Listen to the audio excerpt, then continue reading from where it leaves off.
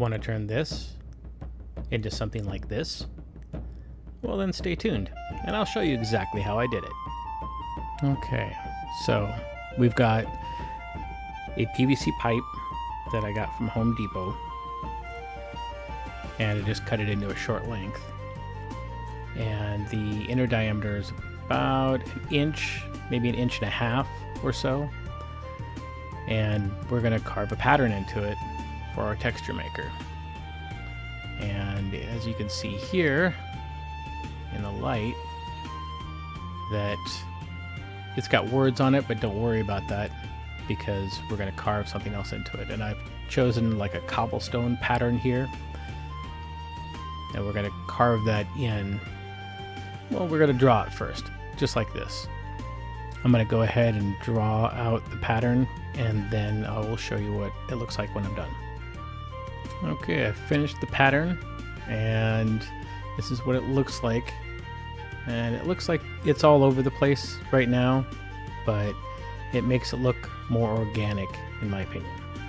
I'm going to be using a Dremel tool, and if you can see that there in the camera, it is a multi-speed Dremel with an attachment that allows me to carve, and I'm using a couple of different bits. This one here just removes the plastic, the other one there to help smooth everything else out. When you do this, make sure you wear goggles and or some kind of respiratory protection, because this stuff gets everywhere and you don't want it in your lungs.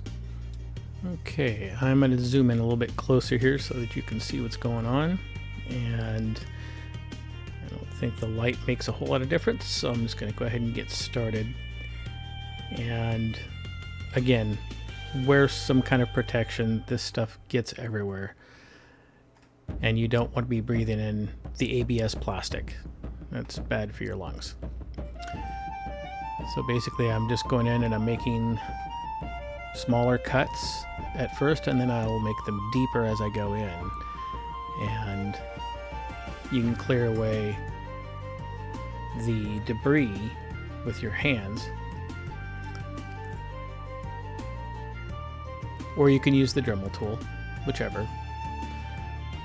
And then you're going to do that for each outline of the pattern that you have, and you're just basically making a cavity for each one of these, and the negative space will be what creates the pattern that you'll see later.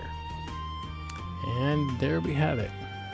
This is the final finished product. Kind of looks like the craters of the moon, but it is what will give us the pattern we want. And you can see that I went through it in a couple of spots. It doesn't really matter because the pattern is what you need. So I'm going to take our piece of foam and I'm going to push down and then just roll, and you'll see the pattern here in a second. It's pretty cool. There you are. There's the pattern, and you have your stone texture. Alternatively, if you push down really hard, you get deeper textures. So the harder you push, the more you get. This was the first pass, and then I turned around and did it with more pressure, and you'll get a deeper indentation. And there you have it. There's the tool and the pattern, and then the result. And once you paint it, it'll look really good, and it'll add more life to your role-playing games or tabletop games. After you paint it, that's what it'll look like.